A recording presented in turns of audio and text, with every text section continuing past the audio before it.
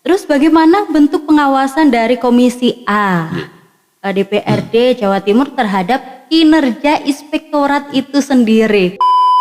Bagaimana upaya untuk mencegah hal-hal nakal di dalam pemerintahan? Sejauh mana aturan yang sudah dibuat itu dilaksanakan oleh OPD. Sebenarnya makna bersih itu simpel aja kok. Dan menjaga tentang integritas.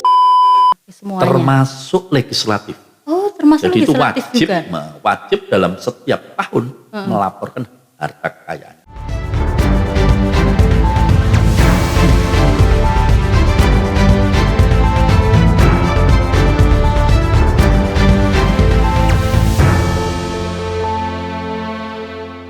Assalamualaikum warahmatullahi wabarakatuh. Selamat datang di podcast ABTV in Podcast. Bukan sekedar bicara, lebih dekat, lebih paham. Bersama saya Wanda, tentu saja dengan tema yang sangat menarik seperti episode yang sebelum-sebelumnya ya. Dan dengan narasumber yang sangat luar biasa juga. Sebelumnya saya langsung sapa dulu. Ada Bapak Dr. Sumarjono, Komisi A DPRD Jawa Timur. Selamat datang. Terima kasih. Luar biasa sekali, kita dipertemukan di beberapa episode ya. Berkali-kali ini ya. Berkali-kali. Ini berapa kali ini? Udah hampir 4 kali ini ya. Hampir 4 kali ini. Dan tentu saja untuk kali ini saya akan membawakan tema yang sama-sama menarik. Baik, jadi tema hari ini yaitu Komisi A DPRD Jawa Timur bersama Inspektorat Provinsi Jawa Timur dengan tema Bersih dari Dalam, Bersinergi DPRD dan Inspektorat Jawa Timur mewujudkan pemerintah yang transparan. Wah, ini ada kata-kata yang sedikit sensitif ya, transparan dan bersih. Apakah sebelumnya itu ada sedikit noda ya? Artinya bahwa kita menciptakan ini kan tidak serta-merta untuk menciptakan suasana bersih, tapi bersih berkelanjutan dan selamanya. Kan begitu. Betul sekali, bersih berkelanjutan dan selamanya. Tadi di temanya ada inspektorat. Kita mungkin perlu penjabaran sedikit ya tentang tugas pokok dan fungsi dari inspektorat itu sendiri sebagai salah satu mitra dari Komisi A ya. Jadi kalau kita bahas sebenarnya memang domain daripada legislatif ini hanya sebatas untuk pengawasan kegiatan, namun minimal legislatif itu kan juga paham atau terkait dengan tupoksi atau menyinggung tentang tupoksi daripada OPD, salah satunya inspektorat. Jadi inspektorat itu kalau di kepemerintahan dia banyak tugas tentunya ya, termasuk memberikan pengawasan terhadap kinerja para OPD. Karena itu secara internal itu memang tugas daripada inspektorat. Salah satunya memberi juga pembinaan. Selain pengawasan itu pembinaan, terus kemudian ada lagi dia memberikan bimbingan terkait dengan mekanisme pelaporan kinerja para OPD. Di antaranya itu. Berarti inspektorat ini ibaratnya sahabat kental dari Komisi A. Betul, jadi inspektorat dengan legislatif itu sebenarnya beda-beda tipis. Beda-beda tipis. Yang membedakan begini, inspektorat itu pengawasannya ini internal. Jadi internal para OPD, para pemerintah ini diawasi oleh inspektorat.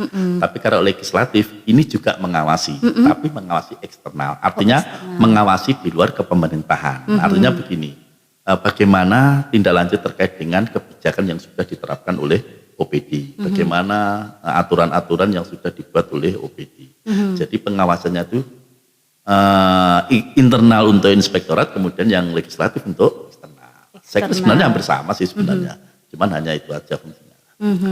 Jadi langsung bersinergi antara yang di dalam dan juga di luar sebagai Komisi A pengawas, sama-sama pengawas, begitu. Ya biar lebih bersih ya. Ya, jadi gini, memang kalau kita berbicara nuansa atau makna dari bersih itu sendiri kan selama ini memang di beberapa wilayah atau beberapa daerah itu kan masih tanda kutip ada OPD yang dianggap ini belum bersih kan gitu. Nah, artinya bersih itu sebenarnya makna bersih itu simpel aja kok. Dan menjaga tentang integritas. Ya, jadi penekanannya itu di integritas. Integritas siapa? Integritas internal pemerintah, bukan lain. Jadi hanya internal pemerintah. Jadi kami juga berharap bahwa mari kita untuk menjaga kebersihan di dalam internal atau menjaga integritas internal pemerintahan itu minimal bisa bisa dipandang sebagai marwah seorang OPD atau marwah di legislatif. Nah, disitulah kebersihan daripada yang dimaksud di dalam bersih itu sendiri. Bersih itu sendiri.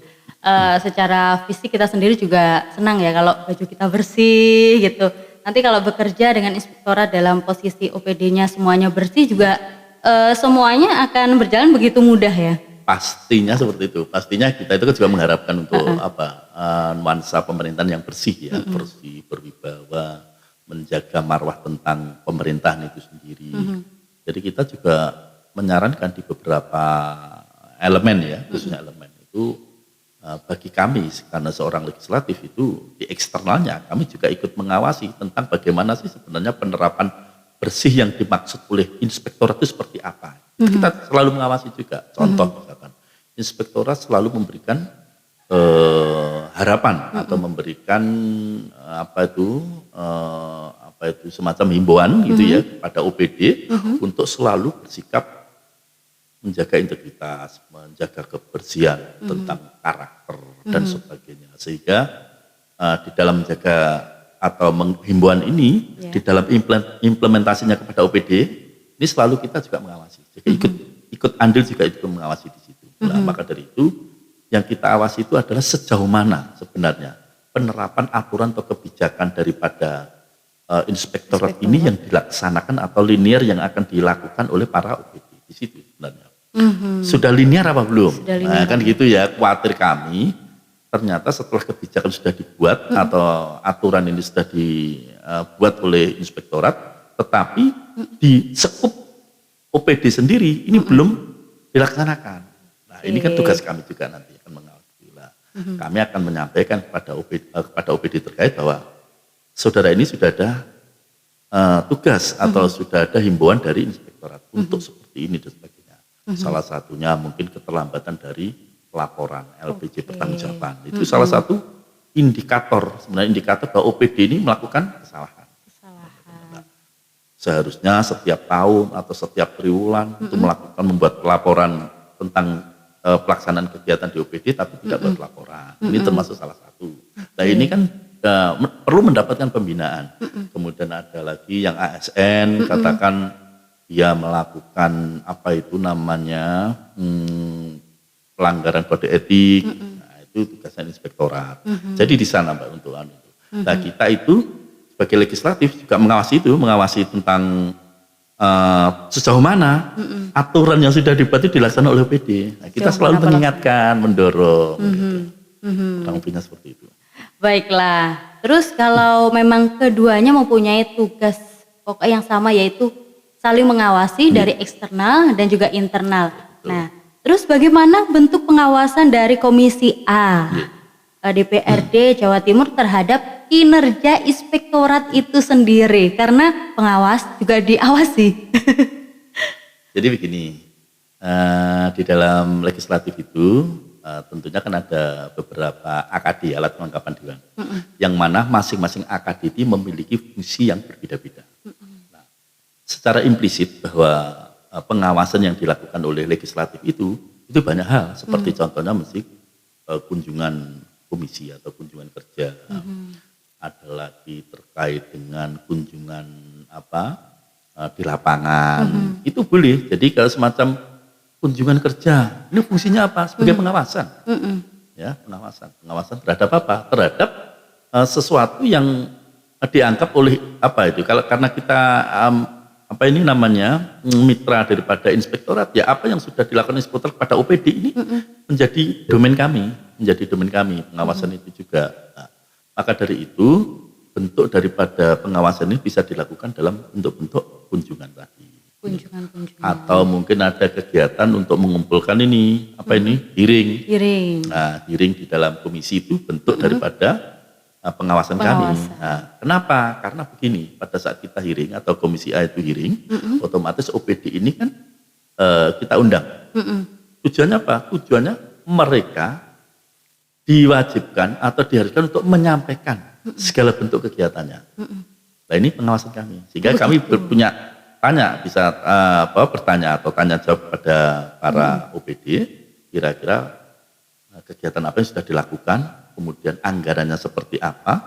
Kalau memang terjadi kekurangan, maka kita pikirkan bersama untuk bisa menambahkan atau bagaimana. Tapi kalau katakan anggaran itu kok sisa. Wah. Nah, kalau sisa ini kan perlu kita tanyakan. Jangan sampai pemerintah Provinsi Jawa Timur itu mengalami silpa yang terlalu besar sehingga tidak bisa WTP nanti. Itu bentuk daripada pengawasan kita seperti itu, Mbak. Nah, untuk pemirsa sedikit tambahan silpa. Nah, ini bisa dijabarkan karena silpa itu adalah selisih penggunaan anggaran. Selisih penggunaan anggaran. Ya, jadi pada saat contohnya DPR sudah membuat RAPBD, rancangan APBD itu yang sudah dikirimkan dari gubernur membuat OPD dikirimkan ke DPR. Ini kita lihat kebutuhan anggaran yang diusulkan atau diajukan oleh gubernur atau OPD kepada kita legislatif ini senilai berapa? Ya, misalkan contoh misalkan ada dinas ini tadi inspektorat itu dalam 1 tahun ke depan dia membutuhkan anggaran berapa? Nah, misalkan anggarannya sekian miliar misalkan. Nah, pada saat sudah dianggarkan sekian miliar, maka tugas daripada inspektorat ini kan harus melaksanakan kegiatan sesuai dengan usulannya dengan pagu anggaran sudah ditetapkan atau diusulkan oleh inspektorat itu sendiri. Dari awal kan mereka mengajukan anggaran senilai sekian miliar, kegiatannya seperti ini. Ternyata setelah kita undang ke dalam hearing, ternyata misalkan inspektorat tidak sesuai dengan program kegiatan atau begini bahasanya. Ada program kegiatan tapi anggarannya itu sisa. Misalkan anggarannya sudah ini contoh katakan 5 miliar misalkan. Ternyata inspektorat ini hanya menghasilkan 3 miliar. Sehingga sisanya, yang 2 miliar ini kan dianggap silpa. Maka kita pertanyakan dulu. Loh, bagaimana kok bisa sisanya besar 2 miliar? Padahal di dalam aturan silpa terbesar kita itu kan maksimal sudah dibatasi 10%. 10% saja. Kalau kita besar ini dianggap bahwa pemerintah tidak atau belum cakap di dalam melaksanakan kegiatan atau melakukan program kegiatan. Padahal mereka kan mengusulkan sendiri, mengusulkan sendiri, dilaksanakan sendiri. Ternyata di tengah perjalanan kok anggarannya masih sisa banyak. Nah, ini kita cek atau kita lihat dulu. Nah, kecuali kalau anggaran itu sesuai dengan program, selesai habis tinggal sisa 5% atau maksimal 10%, itu berarti bagus, prestasinya bagus. Tapi kalau katakan ini mengalami sisa besar, nah ini harus kita lihat dulu. Nah, silpa ini yang jadi bumerang. Bumerangnya apa? Kalau silpa masing-masing OPD ini besar atau melebihi aturan kebijakan pemerintah lebih dari 10%, ini dianggap ini tidak mampu atau tidak cakap dalam mengelola program atau mengelola pemerintahan. Ini rapotnya bisa tidak WTP. Merah dong ya. Itu ya kurang lebihnya di situ. Kurang lebihnya di situ ya. Jadi memang semuanya itu bersinergi antara inspektorat dan juga komisi A. Betul. Dari tentang anggaran yang diusulkan, kegiatan yang dilaksanakan dan lain sebagainya. Kemudian apa tantangan terbesar? Karena ini kan pengawas inspektorat yang diawasi juga oleh komisi A. Tadi sudah kami sampaikan Mbak Wanda. Jadi biasa ya yang sering dilakukan. Ini adalah lambatnya melaksanakan pelaporan. Jadi pelaporan kegiatan ini yang dilakukan oleh OPD yang disampaikan oleh inspektorat ini biasanya mengalami keterlambatan. Nah ini menjadi bumerang juga, artinya ini menjadi PR kita. Ya. Di mana letak benang merahnya ini gitu loh. Kok bisa sampai laporan itu bisa terlambat. Nah ini tugas inspektorat, disinilah dia akan memberikan pembinaan dan paling tidak hasil hearing kami dengan OPD itu juga sebagai rekomendasi yang harus ditindaklanjuti oleh inspektorat. Setelah kita undang ternyata dia laporannya belum selesai dan sebagainya, persoalannya apa, kemudian itu menjadi rekomendasi kami juga. Nah rekomendasi inilah yang akan kita sampaikan inspektorat. Dia ada OPD seperti gini, gimana tindakan saudara selaku inspektorat ini kan harus dilinearisasikan, harus diselesaikan, Kalau ini tidak selesai, berarti kan fungsi pengawasan juga kami sebagai legislatif juga lemah kan harus kita sampaikan juga sesuai dengan temuan atau sesuai dengan laporan daripada OPD. Jadi yang paling urgensial ini di pelaporan, Mbak. Di pelaporan. Biasanya, di pelaporan. Jadi keterlambatan pelaporan. Keterlambatan. Nah, ini faktor apa saja mungkin secara garis besar saja ya, tidak perlu detail. Apa yang membuat terjadi keterlambatan pelaporan? Biasanya begini ya, tingkat akuntabilitasnya daripada OPD itu ya, ini masih belum totalitas. Belum totalitas itu artinya begini, mungkin bisa dikarenakan beberapa faktor ya. Ada lagi yang kapan hari kita sampaikan, ini ada kendala bahwasanya program ini tidak bisa terlaksana dengan baik, ini karena adanya beberapa sebab. Kan beberapa sebab itu artinya banyak faktor. Jadi dari apa? Karena kan OPD ini kan langsung bersentuhan langsung dengan masyarakat, dengan rakyat. Ya, misal contoh katakan melakukan pelatihan atau diklat. Ternyata yang di diklat ini misalkan dia tidak respect. Seharusnya undangannya katakan 100 orang, ternyata yang datang cuma 40 atau 50. Ini kan menjadi problematik kita juga. Kenapa kok sampai ini tidak jalan atau tidak respect, masyarakat buat respect. Ini apa pelatihannya? Itu kita kaji di situ. Kalau memang pelatihan ini tidak sesuai dengan kebutuhan masyarakat, ini seharusnya nanti harus kita tiadakan atau mungkin kita minimalisir. Ganti kegiatan lain yang lebih bermanfaat. Nah, ini akhirnya apa? Yang dari OPD yang bersangkutan ini mengalami kendala dalam pelaporan. Oh ya betul sekali keterlambatan ya. Itulah ini maka inilah jadi permasalahan-permasalahan atau istilahnya selain permasalahan itu menjadi polemik di dalam OPD terhadap inspektorat ini sendiri. Nah disinilah ini benang merahnya di sini. Jadi ya ada beberapa faktor ya yang mempengaruhi.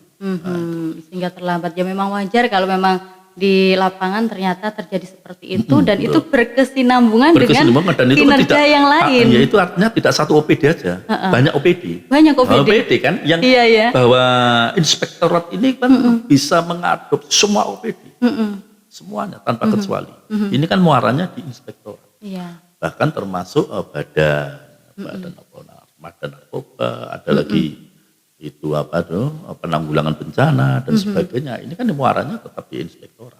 Dan ini kan yang ditangani saking banyaknya. Ini kan juga ada beberapa hal yang dianggap karena sistem itu pun memang bisa ada yang sistem itu terkait dengan SIPD, terkait dengan itu bisa lancar. Tapi bisa juga ada sistem itu yang juga kadang karena tidak sesuai dengan kondisi lapangan dia akan tidak terserap atau tidak tidak terserap dengan kegiatan itu gitu loh.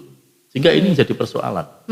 Tapi saya yakin seberat apapun persoalan yang ada di pemerintahan atau di dalam OPD, karena kita sudah mempunyai target waktu dalam 1 tahun dekade atau 1 tahun anggaran, ini harus sudah selesai. Ya alhamdulillah selama ini bisa selesai. Yang terlambat itu kan misalkan setiap bulan pelaporan atau setiap 2 bulan pelaporan ini terlambat, ini wajar kan, masih bisa ditoleransi. Tetapi pada saat laporan ini sudah menjangkau 1 bulan penuh atau katakan 1 tahun penuh, ini alhamdulillah sudah selesai. Jadi sudah tidak ada kendala. Itu yang terjadi sekarang. Luar biasa sekali.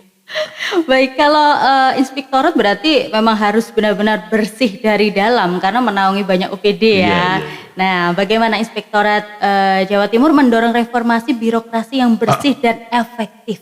Ya, jadi gini, ini kita mendorong ini kan tentunya ada beberapa hal contohnya Mbak ya. Bukan contoh, ini yang dilakukan oleh inspektorat ya.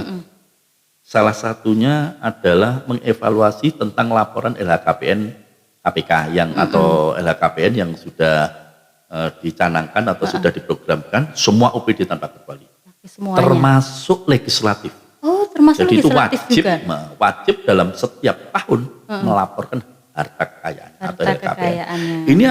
Ini apa arahnya? Arahnya adalah bahwa kita betul-betul tahu bagaimana terkait dengan tingkat bersih atau integritas internal pemerintahan itu sendiri.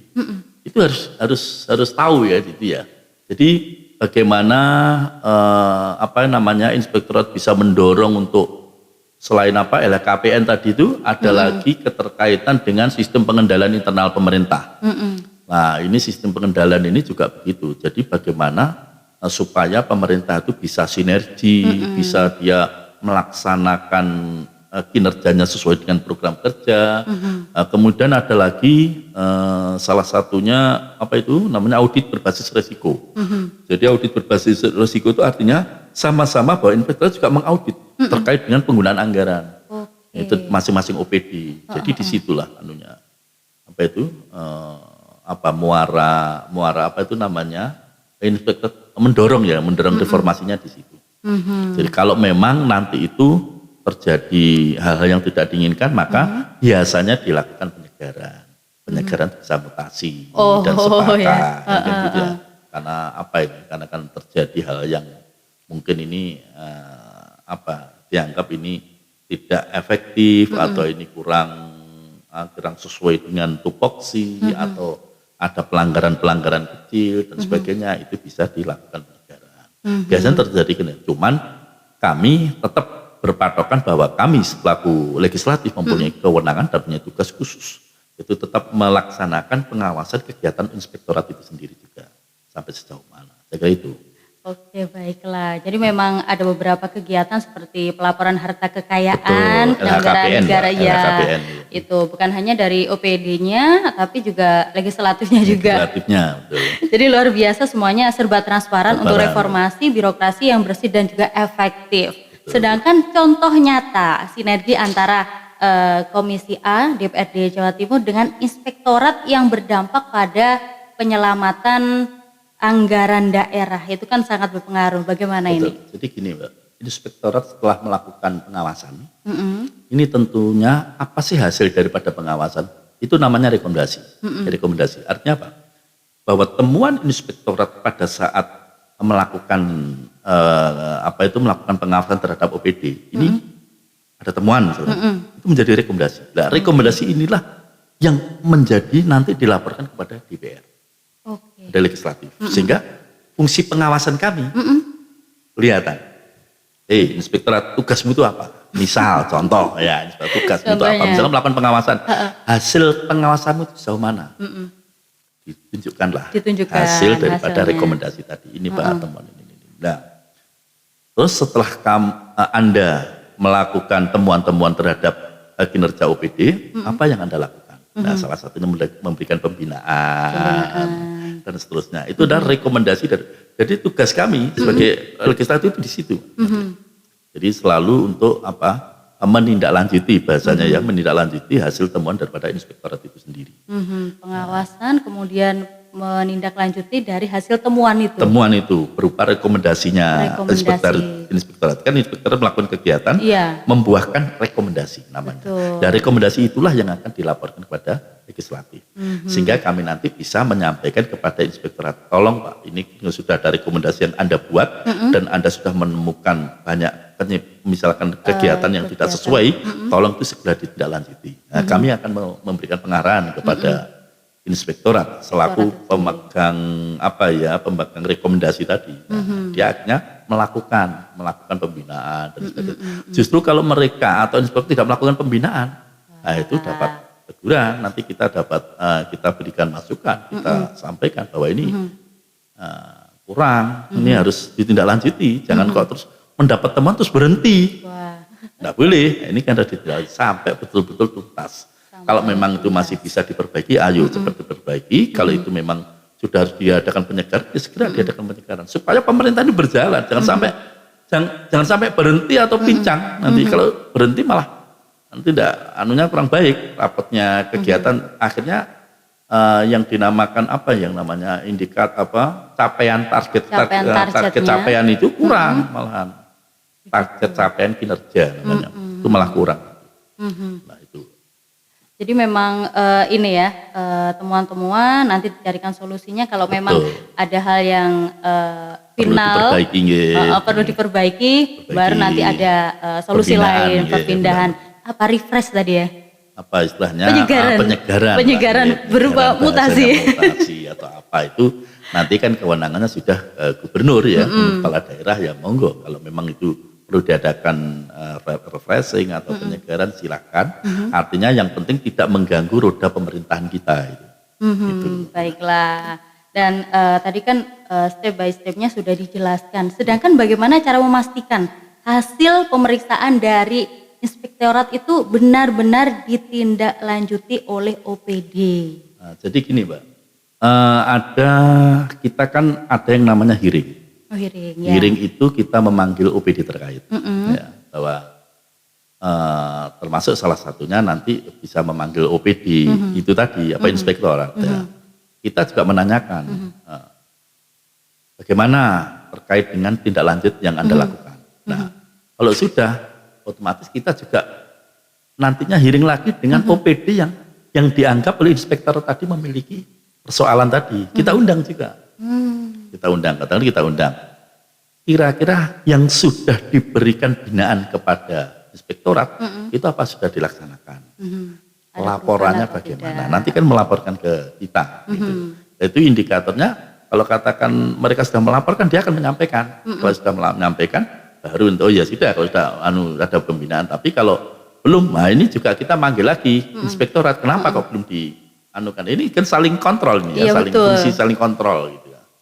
Itu fungsi kami di sana Mbak. Jadi untuk selalu mengawasi atau caranya ya mengundang atau hearing dengan OPD yang terkait tadi kita undang. Di situ caranya. Baik, ini kan yang namanya inspektorat atau pemerintah daerah itu kan butuh transparansi ya untuk dilihat masyarakat. Oh iya, bekerjanya memang benar-benar bekerja gitu. Apakah membutuhkan peran whistleblower dan pengaduan masyarakat dalam mendukung transparansi pemerintahan? Jadi begini, sebenarnya kalau kita merujuk kepada transparansi pemerintahan, ini memang sesuatu yang harus kita pegang teguh, karena memang yang namanya pemerintahan yang bersih itu kan harus transparansi, harus ke sana. Salah satunya itu kan juga contoh. Bagaimana untuk membuktikan transparansi itu bisa kita sampaikan kepada masyarakat melalui reses-reses. Kita sampaikan bahwa pemerintah gini ya. Kita sampaikan apa adanya, termasuk penggunaan anggaran dan sebagainya. Kita sampaikan misalkan untuk pelatihan ini kegiatan anggarannya sekian, ini. Ya, kita sampaikan tidak apa-apa di semuanya. Yang penting kita tidak menyalahgunakan atau melanggar aturan-aturan sudah kita tetapkan atau ditetapkan oleh OPD, cuman itu aja sebenarnya, literasinya itu di situ aja sebenarnya. Jadi tidak terlalu signifikan, tidak terlalu mudah kok untuk melihat bahwa transparansi pemerintah itu yang menilai itu masyarakat sebenarnya. Secara umum itu masyarakat ya, bahwa pemerintah. Bahkan ada kalau dikatakan OPD atau pemerintah itu tidak melakukan atau tidak menyampaikan secara transparansi pada masyarakat, itu juga rawan rawan. Kami sebagai wakil rakyat ini tentunya rakyat itu ingin tahu sejauh mana sih pemerintahan kita itu bagaimana, bekerja atau tidak bekerja atau tidak. Yang kami khawatirkan ternyata ini kalau tidak ada transparansi, ternyata tiba-tiba dia membuat laporan fiktif dan sebagainya. Ini sangat krusial lagi. Dan supaya tidak terjadi hal demikian, ini kan harus kita transparansi kepada masyarakat publik, kita sampaikan. Ya, dan ini kalau ada pemerintah yang terkecil dari ada desa, kalau OPD itu yang melaksanakan kegiatan, ya OPD yang menyampaikan ke masyarakat. Saya kira itu. Karena zaman sekarang ini sensitif ya, ada kekeliruan sedikit gitu disorot, udah diviralkan, kemana-mana akhirnya. Zaman informasi, zaman teknologi ini luar biasa. Jadi ada salah sedikit itu kan sudah beritanya sudah menasional, sudah tanggung-tanggung gitu loh. Maka dari itu kita juga menyarankan daripada teman-teman OPD, ayolah kita transparansi khususnya kepada masyarakat selaku rakyat yang kita bangga-banggakan, sehingga kita harus berpihak kepada kegiatan kerakyatan. Betul, dan masyarakat kan kadang kala bertanya-tanya, ini pemerintah benar-benar bekerja atau tidak gitu, anggota dewan bekerja atau tidak, nah itu. Nah, bagaimana upaya untuk mencegah hal-hal nakal di dalam pemerintahan, dalam artian di bawah naungan inspektorat itu kan ada OPD yang sangat banyak yang dibawahi ya. Betul, betul. Mungkin ada beberapa yang nakal Betul. seperti itu. Dalam artian ya dimasukkan sakunya sendiri gitu. Anggarannya diajukan, Iya. kemudian kegiatannya sudah jelas, tapi ternyata ada sekian persen yang dimasukkan kantong sendiri. Bagaimana cara mencegah dan juga mengedukasi biar beliau-beliaunya ini tetap punya integritas yang bagus gitu, Pak? Jadi begini, kita selaku legislatif ini Mbak, mendorong secara cepat, akurat kepada inspektorat agar tidak bosan-bosannya selalu menyelenggarakan diklat, pelatihan, apapun bentuknya, yang semata-mata itu betul-betul bisa menambah wawasan terkait dengan integritas para ASN atau OPD itu sendiri. Jangan sampai terjadi perbuatan dan sebagainya. Kan itu kan selalu ke sana. Kita mendorong ke inspektorat, ayo lakukan pelatihan, ayo dilakukan tentang kejujuran, apapun lah. Itu inspektorat tugasnya. Kita sebagai legislatif mengawasinya di situ saja. Nah, jangan sampai nanti inspektorat tidak melakukan kegiatan pembinaan, tapi malah nanti terjadi yang disampaikan Mbak Wanda tadi. Disampaikan yang semacam-macam lah itu kan. Iya. Iya memang betul, karena yang namanya anggaran itu ketika melihat sesuatu yang besar ya, ya sebagai manusia yang imannya kadang goyah melihat angka ya. Iya betul, karena kan gini toh, belanja itu kan sudah ada aturan pemerintah Mbak, untuk belanja sendiri jumlah berapa dan sebagainya, sudah ada aturan pemerintah, sehingga jangan sampai bahwa pada saat pembelanjaan itu jangan sampai lepas kontrol atau tidak sesuai dengan di dalam harga satuan dan sebagainya, jangan sampai lepas dari situ. Sehingga ini yang harus inilah wujud daripada integritas itu di sini. Imannya itu godanya di situ kan gitu ya. Jangan sampai belanja gini sekian ya, laporkan sekian dan sebagainya. Ini harapan kami, ayolah kita sama-sama transparansi. Kalau katakan inspektorat sudah memberikan pembinaan kepada OPD, ayolah dilaksanakan dengan baik. Katakan kalau berbelanja disesuaikan, dibelanja sesuai dengan pagu anggaran atau monggo, itu. Yang sudah diajukan tadi awal, begitu. Terus untuk harapan dari jenengan untuk kedepannya sebagai mitra dengan inspektorat antara Komisi A DPRD Jawa Timur untuk mewujudkan pemerintah yang lebih bersih dari dalam. Jadi harapan kami bahwa legislatif ini tentunya harus sinergitas dengan dengan inspektorat dalam hal untuk menjaga integritas. Jadi artinya kita selalu mengisi atau kita selalu berkolaborasi di dalam melakukan pengawasan terhadap kegiatan-kegiatan OPD khususnya di dalam pelayanan publik. Karena kita itu kan pemerintah itu sebagai pelayan publik, sehingga kalau adanya integritas karena sinergitas antara legislatif dengan inspektorat, ini fungsi kita itu sudah nyata di masyarakat bahwa kita melakukan pengawasan yang bijak pada pelayanan publik. Ayo kita benahi bersama-sama, atau kalau memang ini sesuatu yang harus dikembangkan, diperbaiki, mari kita perbaiki. Harapan kita seperti itu ya. Jadi adanya sinergitas antara eksekutif dengan legislatif terhadap pengawasan kegiatan di OPD. Baik, banyak hal yang sudah disampaikan oleh Bapak Soemardjono tentang bagaimana ya bersih dari dalam, bersinergi DPRD dan Inspektorat Jatim mewujudkan pemerintah yang transparan. Saya sendiri juga sangat berharap untuk pemerintah Indonesia semuanya secara menyeluruh ya, baik dari atas sampai ke bawah, lini kecil ke desa juga, semuanya itu bisa bersih dari dalam ya. Karena memang transparansi itu sangat penting ya, dinilai masyarakat itu seperti apa untuk mewujudkan Indonesia lebih baik lagi. Baik, terima kasih banyak Bapak Dr. Soemardjono, Komisi A DPRD Jawa Timur, hari ini sudah meluangkan waktunya memberikan banyak sekali nilai-nilai juga ya tentang bagaimana menjadi warga Indonesia yang baik ya. Lewat bagaimana hatinya yang bersih dan kekuatan iman. Baik, terima kasih banyak. Saya berharap Bapak Soemardjono juga selalu diberikan kesehatan, lancar semua urusannya sebagai pengawas OPD yang ada di daerah dapilnya itu bisa berjalan dengan baik juga.